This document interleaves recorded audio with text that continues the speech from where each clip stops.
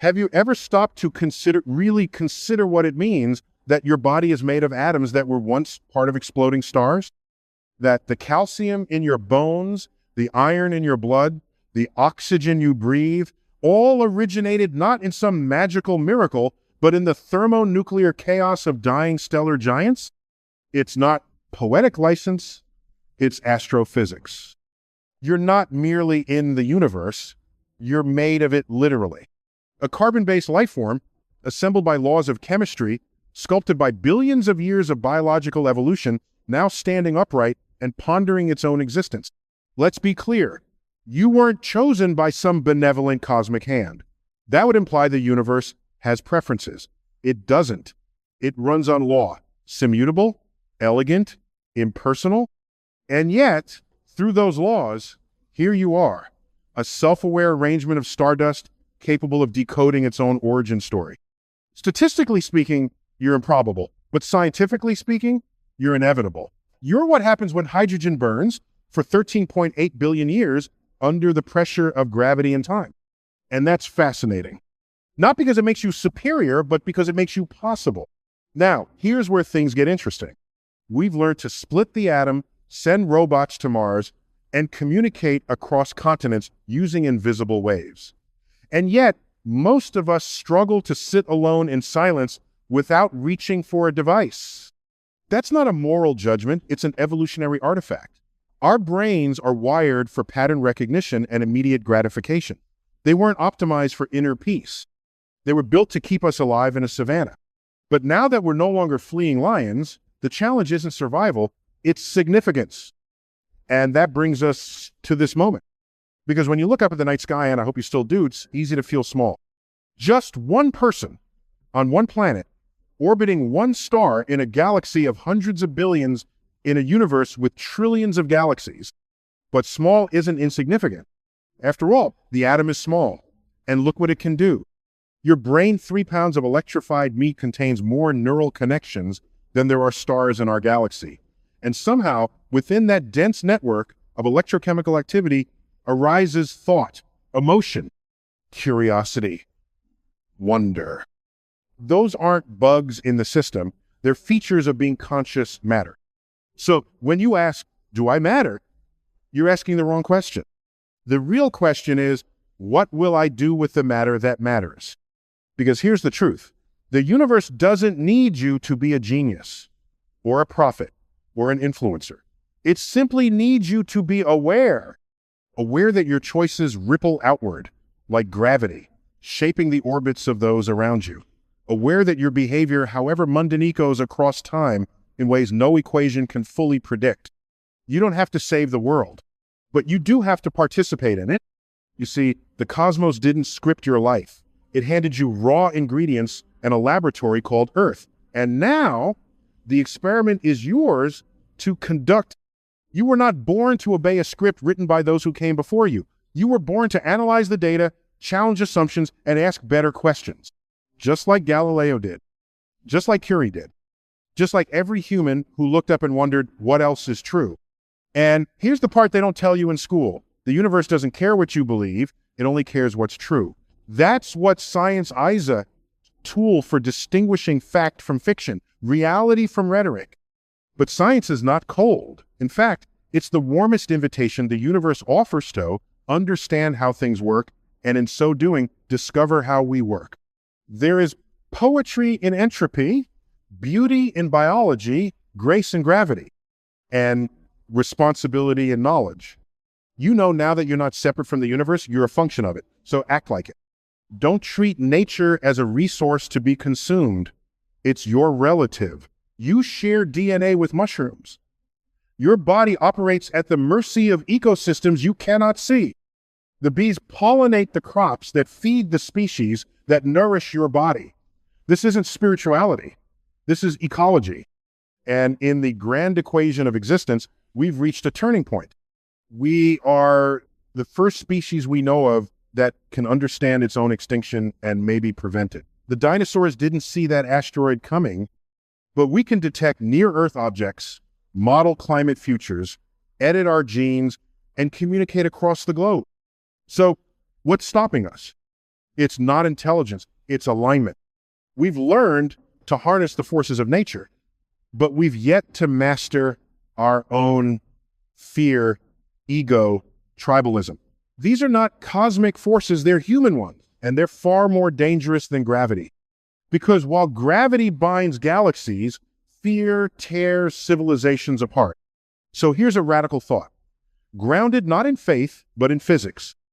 If particles can remain entangled across vast distances, maybe so can we, not by magic, but by empathy, by reason, by the shared recognition that we're all made of the same stuff, obeying the same laws, inhabiting the same pale blue dot. This doesn't mean we all need to agree. It means we need to agree that disagreement doesn't make someone unworthy of dignity. Because if the universe can generate 118 known elements out of just 3 building blocks, protons, neutrons, electrons, surely we can generate some compassion out of 8 billion versions of the same genome. The math is on our side. So what now? You have consciousness. You have time. You have a universe that has, through no mystical intention, given you the rarest gift of all, awareness. What will you do with it? You could numb it, distract it, sell it for likes, or you could use listen, to learn, to teach, to build systems that reward inquiry instead of obedience, to live not as a passive consumer of reality, but as an active participant in its construction. That's not idealism, that's cosmological pragmatism. Because entropy is inevitable, but so is emergence. So rise not as a savior, but as a signal, not as someone who knows, but as someone who questions better. The universe doesn't play favorites, but it does reward persistence. And in a universe governed by physics, the most improbable force of all is choice. You can't change the speed of light, but you can change the speed of your compassion. You can't alter gravity, but you can choose what kind of weight your actions carry. And if enough of us do that, not perfectly, but sincerely, we may just tilt the trajectory of this planetary experiment in a direction more aligned with what's possible, not what's familiar. That's not destiny. That's physics with intent. So next time someone asks if you believe in miracles, tell them no. Tell them you understand them, because the most miraculous thing about the universe is that it allowed itself to become aware of itself. And it did so through you. Now act like it. It's easy to romanticize the idea of destiny, to imagine that the universe whispered your name across time and appointed you to some grand purpose. But science doesn't work through sentiment. It works through sequence, structure, and symmetry. And yet, the outcome feels no less poetic. Consider this. Of all the possible configurations of matter, energy, and chemistry, the one that resulted in you, yes, you is so statistically improbable, it borders on miraculous. But it's not a miracle. It's a chain reaction of stars forming, stars dying, planets coalescing, molecules bonding, cells dividing, and consciousness emerging. This isn't randomness. It's the lawful unfolding of possibility. Your DNA is a historical archive written in nucleotides, a record of every replication, mutation, and adaptation since life first blinked awake in the primordial soup.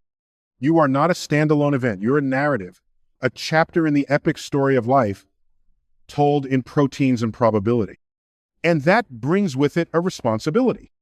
Because to be conscious in a universe that mostly isn't is a profound rarity.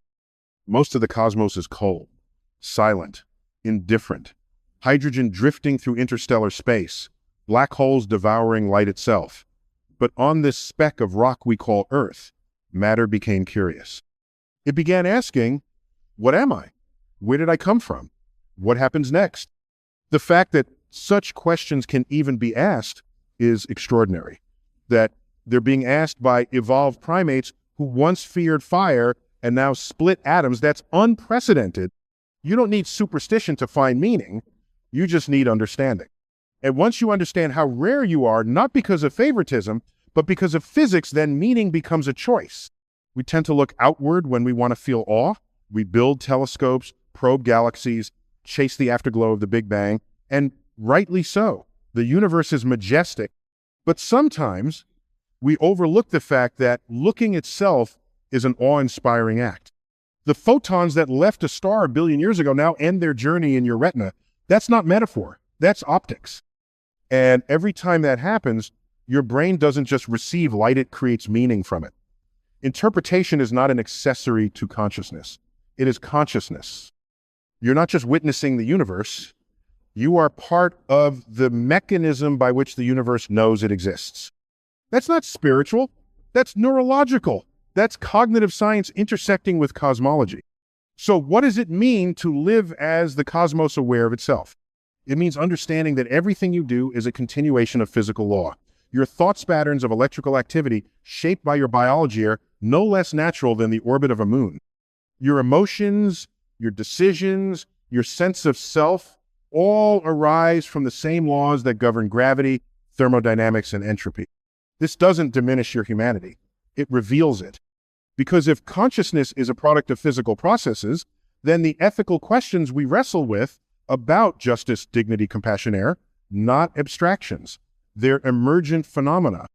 They arise from real systems with real consequences for real beings, and that makes them worth studying, worth refining, worth living. We are the only known species that can not only change its environment, but understand that it's doing so. The only one that can simulate future outcomes in its mind and choose to act differently based on imagined scenarios. We are predictive engines wrapped in flesh. But with that foresight comes a paradox. We can see what's coming, and sometimes we still fail to act. That's the human condition awareness paired with inertia. It's not a flaw, it's a frontier. And every time someone overcomes that, inertia chooses growth over comfort, learning over pride, action over apathy, cosmos becomes slightly more awake. Because consciousness isn't static, it's scalable. And the more people choose awareness, the more coherent our species becomes.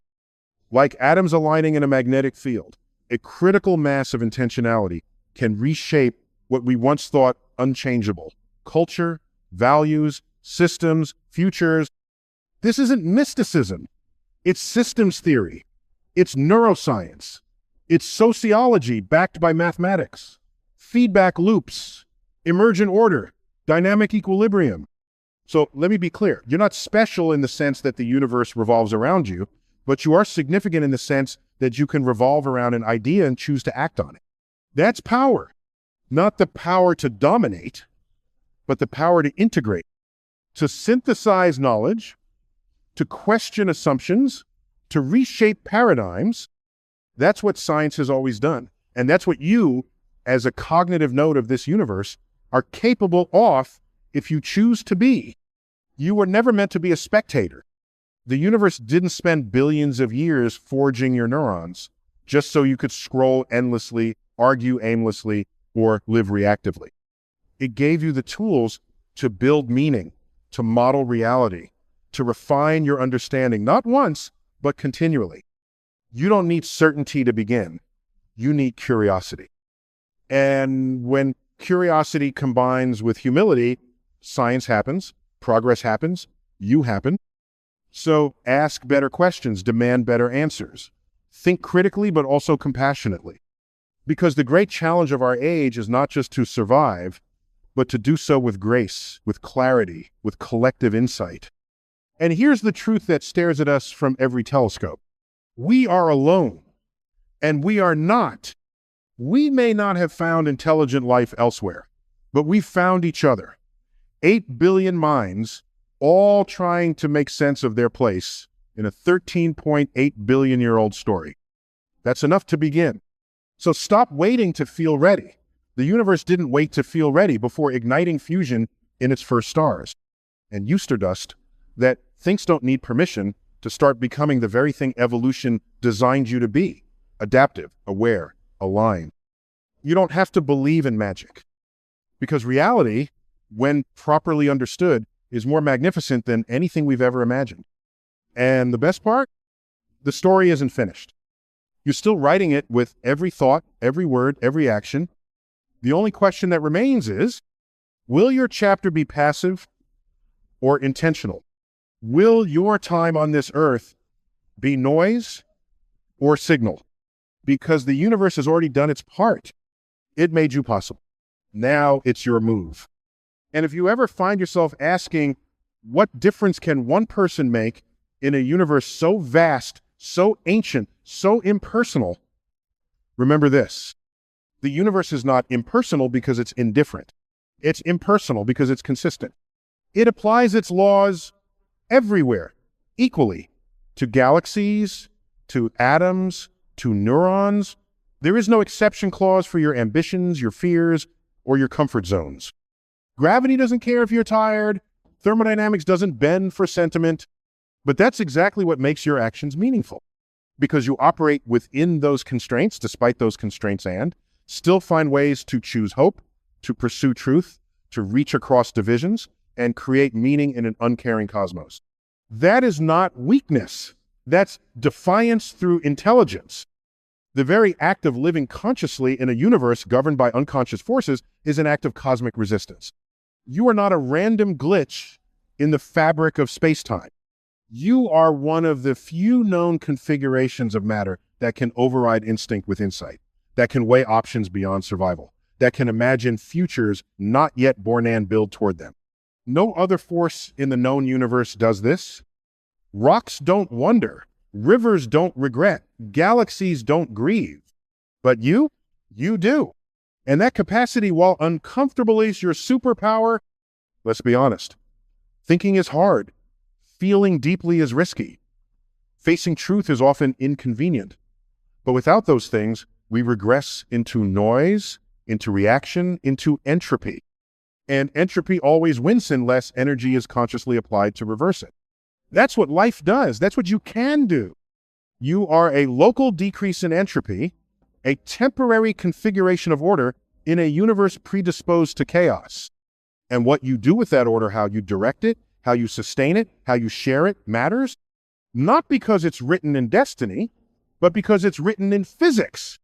Energy cannot be created or destroyed, only transformed, which means every thought you generate, every word you speak, every act of empathy you perform, it all gets converted into momentum, into influence, into cultural inheritance. You are both the recipient and the transmitter of energy. So the real question is, what signal are you sending? Is it noisy reactionary, impulsive, self-serving? Or is it signal thoughtful, curious, collaborative? This is not just a metaphor. This is how the universe functions. Noise drowns coherence. But signal builds galaxies. Signal arranges molecules into mitochondria, chords into symphonies, people into civilizations. You may not be able to bend space-time, but you do bend the trajectory of possibility every time you think critically, act consciously, and contribute coherently. That's how the future is shaped. Not by fate, by feedback loops, and feedback only works when you're listening. So if the universe is speaking, and I assure you, it does so through data, through relationships, through patterns. It whispers through biology, through blackbody radiation, through coral bleaching, through migration patterns, through melting glaciers and market trends, and the widening gyres of political chaos. These are not anomalies, they're messages. And our job is not to panic, it's to decode. Because the same mind that mapped the human genome, split the atom, and landed a rover on Mars is capable of rethinking economics, ethics, education, and equity, we stop clinging to legacy models of power and start aligning with reality. Science does not fear being wrong. It fears not asking better questions. So let us ask, what kind of species do we want to be? One that extracts until collapse? Or one that evolves by choice, not by catastrophe? One that seeks control through dominance? Or one that seeks understanding through participation? These aren't abstract dilemmas. These are design decisions. And they will be made either by default or by design, either by inertia or by intention. That's where you come in. You don't need a PhD in astrophysics to make a difference. You just need to live like your actions are part of a cosmic equation, because they are. Your ethics matter. Your integrity matters. Your willingness to be wrong matters. Not because you'll be famous, but because you'll be real. Real in a world of replicas. Whole in a culture of fragments. There's no algorithm for authenticity. No shortcut to wisdom. But there is a direction: curiosity, compassion, courage. Courage to say, I don't know, but I'm learning. Courage to stand up, not just for your tribe, but for truth even when it's inconvenient. Courage to build bridges where others draw boundaries. And most of all, courage to be present, to feel deeply, to question freely, to listen carefully, to act wisely, because this is how civilizations rise. Not from brute force, from coherence. From individuals choosing signal over noise, pattern over panic, contribution over consumption. And when enough people do that, not perfectly, but persistently paradigms shift, we have models for this. Plate tectonics wasn't obvious until it was. Germ theory faced ridicule until it saved lives. General relativity made no practical sense until GPS proved Einstein right every second of every day. Ideas that once lived in notebooks now guide satellites, surgeries, and symphonies. So ask yourself, what idea is waiting inside you? What signal is the universe trying to send through your neural network, through your experience, through your singular vantage point on this pale blue dot? You may never be Galileo, or Hypatia, or Tesla, but you are a node in the same system, a carrier of the same spark, a participant in the same grand unfolding. And the next great leap for our species may not come from a laboratory. It may come from a living room, a conversation, a realization that the universe didn't stop evolving when it made use it, continues evolving through us. That is not mysticism. That is emergence. That is evolution. That is the moment you realize being human is not a fixed state. It's a function, a dynamic equilibrium between chaos and order, between instinct and intention, between biology and belief. And what you do today nudges that equilibrium forward or backward, toward coherence or collapse. So when the temptation to withdraw arises to tune out, give up, numb out, or check out, remember this: the universe did not go through 13.8 billion years of gravitational collapse, chemical bonding, genetic mutation, planetary formation, and cognitive evolution just so you could scroll. It did all that so you could choose, so you could respond, so you could be not a byproduct of time, but a co-author of it. You are not decoration in the cosmic landscape. You are data, direction, design. You are signal, so send it clearly. Send it consistently. Send it with the full power of a brain that knows its origins and dares to shape its destiny. Because once you realize the universe is not something that happened to you, but something happening through you, everything changes. And if you're still here, still listening, still wondering, you're already doing the work. So what now? You know the science, you know the odds, you know that your existence is not the result of superstition or sentiment, but of statistical improbability made real through physics, chemistry, and time. You know, you're made of the same materials as stars, that your consciousness is a temporary state of ordered energy capable of modeling the universe that birthed it. And you know this isn't metaphor, this is measurable. Your carbon came from ancient supernovae. Your thoughts ride on electrochemical impulses. Your voice ripples the air with vibrations governed by wave mechanics.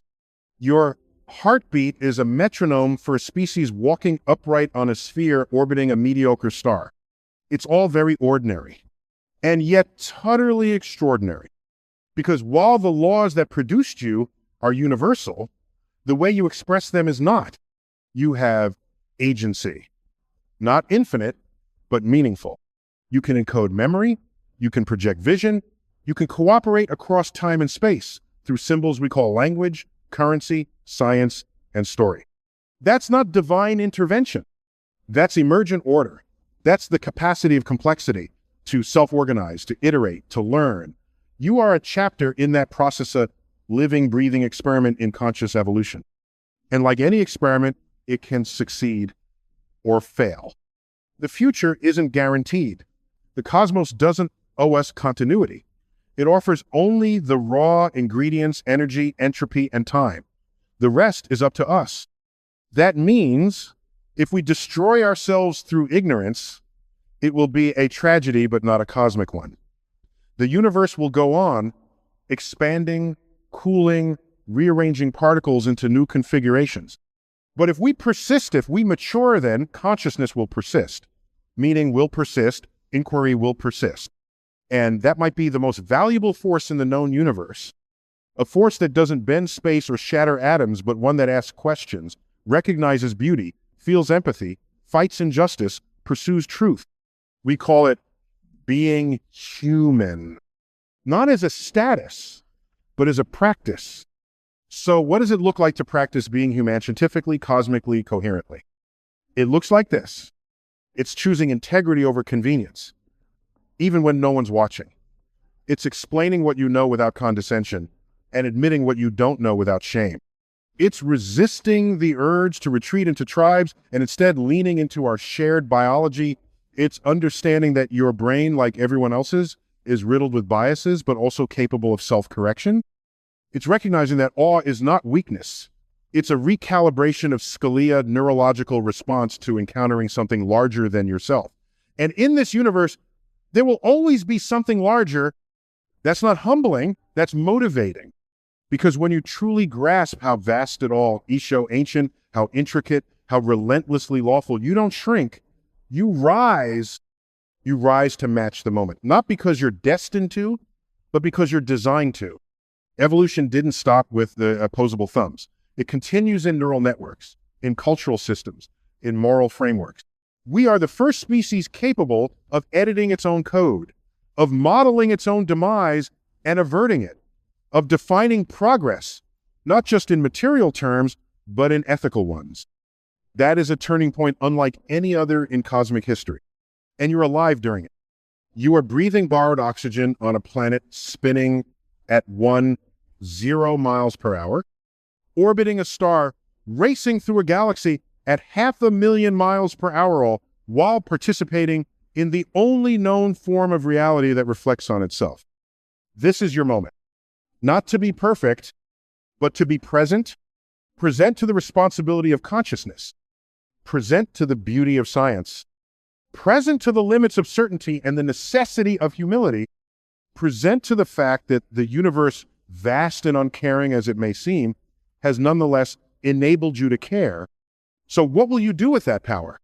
Will you weaponize it, or will you harmonize it? Will you consume more signal, or will you become the signal? Will you complain about the noise, or will you generate new tones? Will you ask only what the universe owes you, or will you consider what you owe it for the atoms, for the awareness, for the improbability of being here at all? Because in the end, the universe doesn't hand out meaning.